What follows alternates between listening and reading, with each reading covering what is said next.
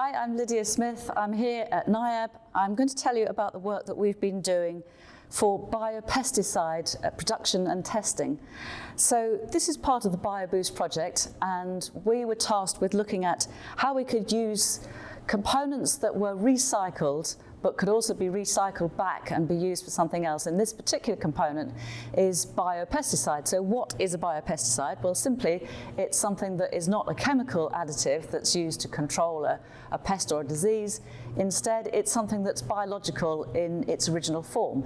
So what we've got here, it almost looks like a cookery program, so I'm going to take you through the recipe. So first of all, we've got a number of plants. These, as you can see, are ornamental plants. They're not actually food plants. But we did this starting with ornamental plants because they are particularly susceptible to some of the pests that we're interested in looking at. So these are heuchera. In fact, there's 3 different varieties here.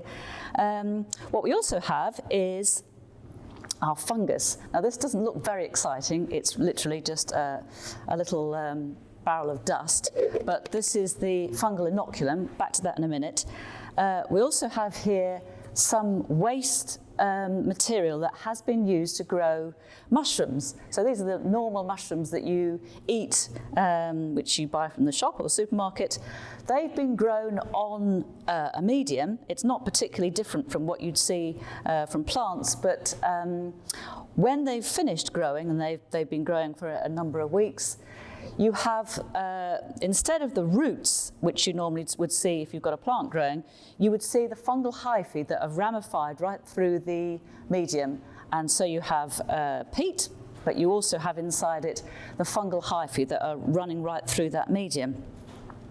Now, what does fungal hyphae look like? This is just a wheat leaf that has been infected by, in this case, mildew, and it's very obvious. So in fact, this sort of white fluffy material is fungal hyphae that is infecting the wheat. So this is not the same species that I'm looking to treat here, but just to give you a feel for what we're looking at. What we want in our recipe is the fungal inoculum, the ex-fungal growth, and the plant that we want to treat. Now, what we're trying to treat here are a range of different pest species, and in particular insect pest species. So the first of which is particularly relevant for this heuchera species, is the vine weevil. And the grub is quite big and fat. You can see these beautiful fleshy roots. This is a happy, non-infected heuchera, but what happens is the vine weevil gets down inside the pot and it just basically eats its way through all these lovely fine roots. It doesn't only attack the heuchera, it'll attack lots of different plants, but it's particularly fond of heuchera, and so it's a useful one to test to see whether we're having an impact. Now, back to the fungal inoculum. This is a different type of fungus. This is not one that's causing disease like this mildew. This is a so-called entomopathogenic. So I'll just take you through that word. That basically means a fungus which is pathogenic on entero or insects. So it's a fungus that eats insects. The reason that the entomopathogenic fungus can use the waste fungal material from the mushroom compost is that, although it's not an insect, the biochemistry of fungal material is quite similar to that of insects. It's a chitin-based material, and therefore it does pretty much as well as a food for the entomopathogenic fungus as the actual insect. So what we now do is we add the fungal inoculum to the medium which already contains fungal hyphae that we don't care about. So it now has a food source. We've got the fungus, we've given it a food source, and we add it into the pot of the plant in question that we're looking to protect. Now, what this does is it means that if there's no vine weevils there, great, it just eats the old fungal hyphae. But if there are vine weevils there, it's big and strong and healthy, and it can now eat the vine weevil that comes in and starts to try and eat the roots of the heuchera. Fantastic. So this is something that we've been tested, and we will later on, you'll see how we've been doing this in our pilot plant at the nursery. Not content with just this, we also were looking at other components of how we can recycle things for protection of plants of this kind. This is frass. Frass is the waste material left over after insects have been eating a food source. So these are the pupae, if you like, of the black soldier fly, and these can be sold. In fact, this is from one of our SMEs that we've been working with, AgriGrub. They've been selling this in this dried form as pet food and bird food. But anyway, this is the species that produces this frass. So what we've been doing is adding this literally as a pot topper. So what we now have is the growing medium, on top of it, the waste product of an insect. So we tried this as a bit of a test, and we found some really good results that came from it. It seems that insects come along, they see the waste material from an insect, and I guess they are pretty much primed that if an insect has already been there, probability is that whatever their food is has already been consumed. So it acts as a repellent, and this is what we've been testing, and again a little bit more about that when we go down to the nursery.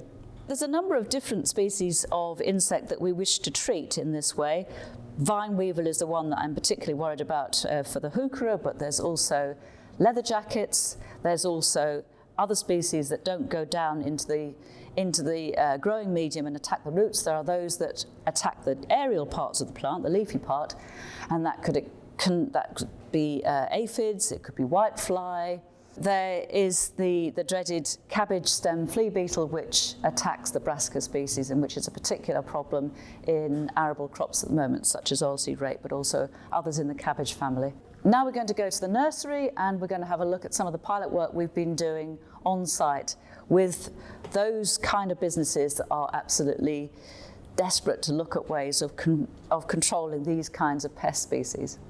Here we are at Simpson's Nursery, just outside Fordham in Cambridgeshire. We wanted to work with the users, and so we were very pleased when Simpson's Nursery said that we would come and do some of our work on site and to look at whether we were able to get active control of these kinds of pests. So I'm here with Paul Clements, who's the site manager at Simpson's Nursery. So it's been really great that we were able to work with you, because it's quite one thing to have things in a lab, and it's quite another to come up with a treatment that's going to be acceptable to the likes of you. And we're standing here in a lovely bank of Euonymus of different varieties. Obviously you can see the different varieties with the different colours. And Paul, so you brought us in to see whether our new product would be usable. Is this a species that particularly is attacked by things like vine weevils? That's very prone to vine weevil. Right. I mean, we did some work with heuchera, but I think that it was on your recommendation that we had a look at this one. And what happens? What happens if you have a bad infestation of vine weevils? Basically, just eats all the roots, and we lose the whole crop. You find it always too late. They start to wilt. You pull them out of the pot. You got the grubs, and it's much too late to do anything. So, in terms of the pot topper, this was one of the things that we tested with you, wasn't it? And we were very aware of the fact that you can see that these are already labelled up. You've got the Simpson's Nursery label there, you've got the price and everything. So generally speaking, you want something that's not going to look weird if it's got a treatment. So it was quite nice that we were able to have a treatment that was based on something that pretty much looks like soil, doesn't it? Yeah. So literally, if we add something, I'm sure if I was to add a little bit now to your this particular Euonymus, that would be fine. That's never going to put a customer off. No, look, marvellous stuff. Seems to work. Fantastic. Thank you very much. And it's been a pleasure to work with you. And you.